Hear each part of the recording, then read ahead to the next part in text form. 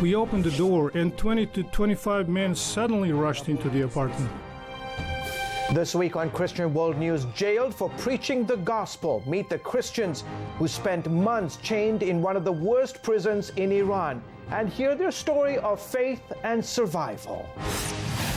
Plus, Cubans look to the future. What will the passing of Fidel Castro mean for the country and its church? And radical Muslims ransack a Christian church in the heart of Israel. See why these believers continue to put their hope in God.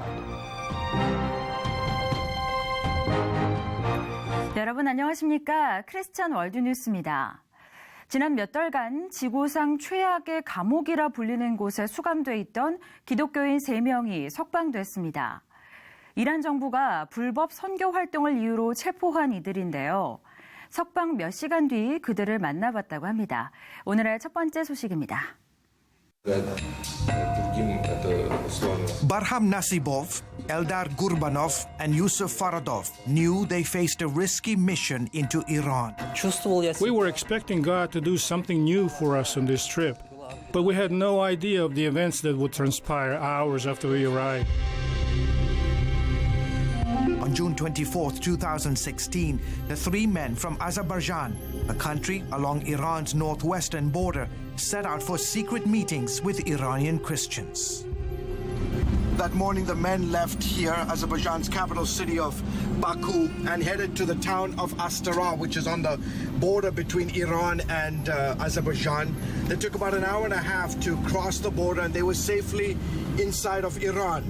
And from there, they caught a taxi headed south about 300 miles to the Iranian capital city of Tehran. Yusuf Faradov was in an apartment leading a Bible study when a sudden knock on the door caught them by surprise.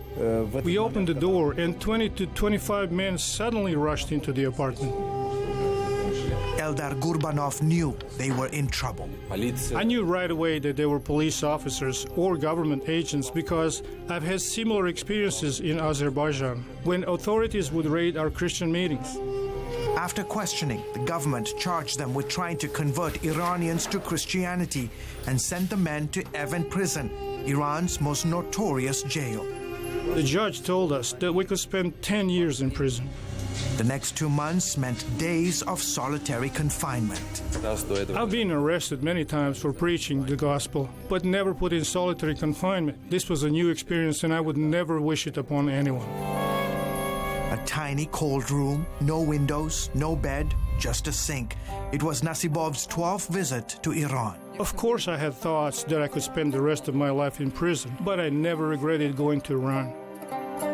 That's because in 2003, Nasibov says God posed a question to him from the book of Isaiah. He asked, "Whom shall I send to the nations?" And I said, "Here am I, send me." Since then, I've tried not to miss an opportunity to go and preach the gospel in other countries. It was Faradov's first visit. Right before we left, twice I had a dream that we would be arrested. So naturally, I was apprehensive about the trip. But as I sat in my prison cell, God reminded me of that dream, but also gave me a promise from Psalm 2 that He will make the nations our inheritance. That gave me hope and strength to endure. They were routinely interrogated and harassed, but never lost hope. The circumstances in the prison were very difficult, so to stop it from affecting me emotionally and physically, I started praying, even singing aloud, and the guards didn't even stop me. Nor did they stop Faradov from singing that well-known song, "How Great is Our God." While in jail, the men said they met a secret Iranian Christian convert who came to faith with the help of Saeed Abedini, the American pastor released this past January after spending more than 3 years in Evin prison. We prayed with him, shared communion together, and we helped him receive the Holy Spirit. Actually, it was really neat because I used to watch stories about Saeed on Christian World News, and to know that we played a small part in Saeed's story is a real blessing. Days after their arrest in June, Alexander Neretin, a Russian pastor, started to campaign for the men's release. We appealed to different humanitarian organizations, human rights organizations, Christian organizations. Churches across Azerbaijan and in neighboring countries also joined in to try help set the men free. Actually, for nearly 2 months, we prayed 24 hours a day for our brothers in Iran. Everybody was so eager to pray. Then, in what Neretin says was nothing short of a miracle, Iranian authorities decided to allow the men to return to Azerbaijan on bail. Neretin flew to Iran carrying $85,000 in bail money. Days later, Nasibov, Gurbanov, and Faradov flew back home free men. CBN News met them hours after their return. We are so thankful to those who prayed for us and helped to raise the bail money. This could have happened to anyone. We are not special, but people reached out to us, and that means a lot. Their case is still pending. And while the three will probably never be allowed to travel to Iran again, they said the ordeal has done little to dampen their passion to share Christ's love with others. This is only the beginning for me. There are people in the world who are waiting for me to come tell them about Jesus. I'm ready and I'm not afraid. Was it easy? No. Still, I'm thankful to God for the privilege I had to be a part of His work and in a small way to suffer for the name of Christ. 피델 카스트로는 50년 넘게 쿠바의 자유를 억압한 독재자인데요. 자신을 반대하는 이들이나 교회를 향한 칼날은 더욱 날카로웠습니다. 얼마 전 피델 카스트로가 사망했는데요. 카스트로의 사망으로 자유의 문이 열리기를 소망하는 이들이 있다고 합니다. 카스트로의 잔혹했던 통치 시간과 쿠바의 미래를 조명해 봅니다. 함께 보시죠. Fidel Castro is proving to be as divisive in death as he was in life, dividing the world over exactly what he was. Canadian Prime Minister Justin Trudeau called the brutal communist dictator a remarkable leader who served his people. Irish President Michael Higgins said Castro was for freedom and the oppressed. And the Washington Post called Castro a spiritual beacon before reportedly changing the headline to political beacon. Cuban-American Congresswoman Ileana Ross-Lehtinen has a much different view. The truth is that he was a sadistic murderer who brought great suffering to the 11 million people of Cuba. He should not be revered. He should be reviled. Texas Senator Ted Cruz, whose father fled Cuba and whose aunt was jailed and tortured by Castro, said the U.S. should not send a representative to the funeral. The road to Havana paved with glory for rebel chieftain Fidel Castro. Fidel Castro came to power promising a socialist utopia.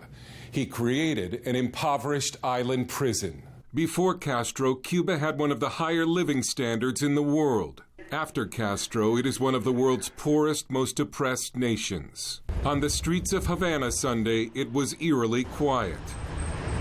In Miami, the city built by Cuban exiles, exuberance. During his decades in power, Fidel Castro was a source of suffering for millions, sending his opponents to prison or to their deaths, forcing Cubans into exile and separating families. And Cubans in Miami know another Castro is still in power. Raul Castro, Fidel's younger brother and president, has been running the country since at least 2008. The repression continues, the lack of freedom continues. After Raul, the heir apparent is 56-year-old Miguel Diaz-Canel, a Castro loyalist, with the public image of a dull bureaucrat. What's next in U.S.-Cuba relations? President Obama worked for closer diplomatic ties, but that's a move President-elect Donald Trump seems likely to change. We will cancel Obama's one-sided Cuban deal made by executive order if we do not get the deal we want and the deal that people living in Cuba and here deserve. Trump, in a statement, called Castro a brutal dictator who oppressed his own people for nearly 6 decades. Fidel Castro's legacy is one of firing squads, theft, unimaginable suffering, poverty, and the denial of fundamental human rights. In his statement, President Obama avoided praising the dictator, simply saying that history will judge. Dale Hurd, CBN News. 쿠바는 지난 수십 년간 공식적인 무신론 국가였고 교회에 대한 박해 문제도 심각했습니다. 카스트로의 사망으로 쿠바 교회가 자유를 찾게 될 가능성이 있다고 말하는 이들도 있는데요. 쿠바 소식 계속해서 만나보시죠. In recent years, Cuban churches have become known for incredible growth in the midst of poverty and an oppressive regime. Pastor Nestor is typical. He lives in a 2-room apartment with his wife. His church meets in a classroom-sized room where the congregation overflows. One of the things that has made us grow in faith has been the limitations and the difficulties. In response to building restrictions, Cuban Baptists and Assemblies of God churches have seen house churches take off. And in the midst of scarce resources, a hunger for the gospel is evident across the island. It's why churches typically pack out on Sunday mornings. People here don't care how comfortable they are. They could be exhausted from working all day and they will sit on a bag of rocks, a stitched up chair, or stand the whole service, and they're okay with that. Under the presidency of Raul Castro, restrictions on churches have relaxed slightly. They can now more easily hold public events and evangelize. Cuban exile and humanitarian Teo Baboon says Fidel Castro's death could open up more opportunities, noting that the dictator crushed religious freedom. Castro was known for exiling believers and banning public displays of faith. His brother, Raul, is known more for his pragmatism and is considered less antagonistic towards the church. We hope that the Cuban government feels freer to move more progressively towards religious freedoms. But there's also fear that Raul Castro could roll back some of the new freedoms to prevent anyone from taking advantage of his brother's death. And there's concern that under the new Trump administration, travel to Cuba will tighten up again.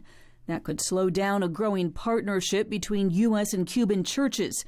Southern Baptist missions expert Jason Carlisle says improved U.S. relations with Cuba have encouraged missions. Any leader who's excited, who's trying to find where to be involved in the world or how to take his church to an exciting piece of Christianity, they think of Cuba. For now, Cuban pastors and U.S. mission leaders are cautious and yet optimistic, as the Cuban church has already proved that it can not only survive but flourish under tough conditions. Heather Sells, CBN News. 이스라엘에서는 사해문서 추가 발굴을 위한 3년간의 유대 광야 탐사에 착수한다는 소식이 전해져 왔습니다. It's the first large-scale archaeological survey of the area in more than 20 years. Looters found manuscripts there in recent years, which prompted the government to begin looking for more. The Israel Antiquities Authority says a government research team will survey hundreds of desert caves near the Dead Sea. This is the same location where the world's oldest biblical manuscripts were discovered back in 1947. The collection is considered the crown jewel of the Israeli antiquities. 예루살렘 중심부에 있는 한 교회가 큰 아픔을 겪었습니다. 무슬림 무장단체가 지난 10년간 예배당으로 쓰이던 교회 건물을 파괴했기 때문입니다. 예루살렘으로 가봅니다. This is it. It's all of Karen's stuff. Everything. This is what's happening to Living Bread Church right here. Michael Hilsden, a former volunteer at Living Bread Church, recorded what happened. Most of the church property and personal belongings of its pastor were burned in this dumpster. Everything's burnt. Everything. Cool. It was an act, really, I felt, of terror. Karen Dunham pastored the Living Bread Church for 10 years. On Saturday, November 24th, Muslim neighbors came into the building and ransacked it. They've destroyed everything inside. That dumpster right there is full of stones. They tore out the floor, they pulled out the wiring, they punched holes in the walls. This is what the church used to look like. This is what it looks like now. You know, I've been there 10 years, or longer. I mean, it's just I've got diaries where you write down what God says to you, Bibles, and they burn all the personal stuff. The ones who vandalized and seized the church claim the rent has not been paid and that they've been trying to evict the church for 2 years. We have a legal right to be there right now. Yeah, our rent is paid till next year. Yeah. And you have a 20-year lease. And I have a 20-year lease. We have every right to be here. Do they have every right to do what they did? None. The dispute goes back years. In 2014, the Jerusalem Post covered how Dunham's neighbors harassed church members and stole property. Yet this time, Pastor Dunham decided against pursuing legal action. The biggest power is conquering love. And he said, I want you to go and love those guys. And I want you to tell them you forgive them. And I want you to tell them that your God is in the building waiting for them. And release that building back to me. The incident troubled a number of local Christians. Very, very sad. I can't believe that it's happened for us. I can't believe that I am in Israel to take house.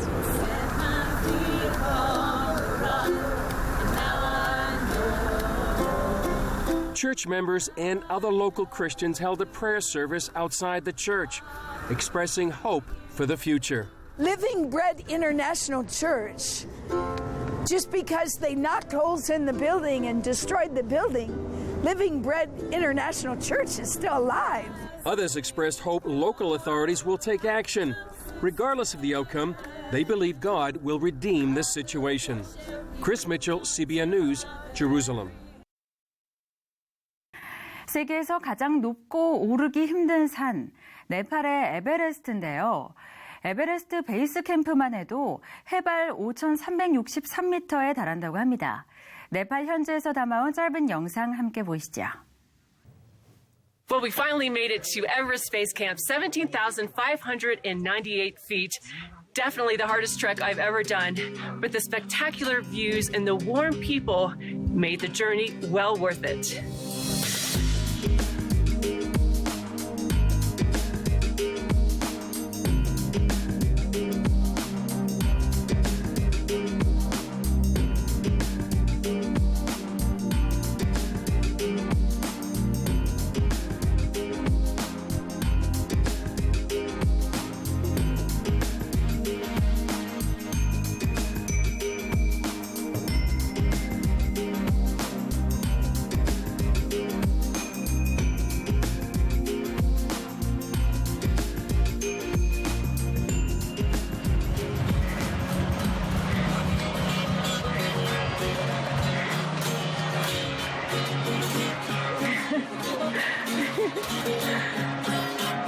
What do you say, Vern?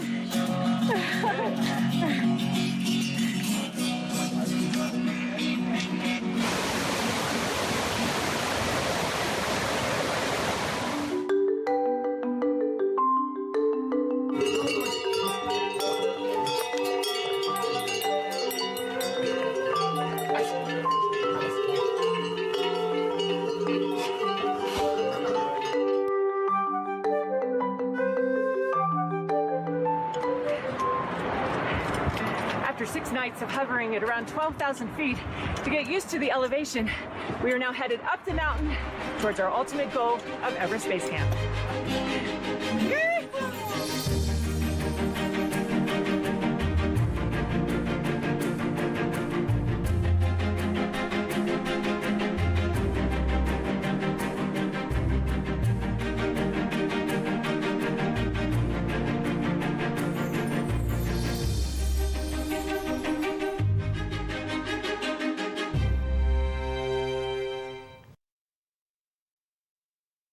오늘 준비한 소식은 여기까지입니다. 저는 다음 주에 다시 찾아오겠습니다. 시청해주신 여러분 고맙습니다.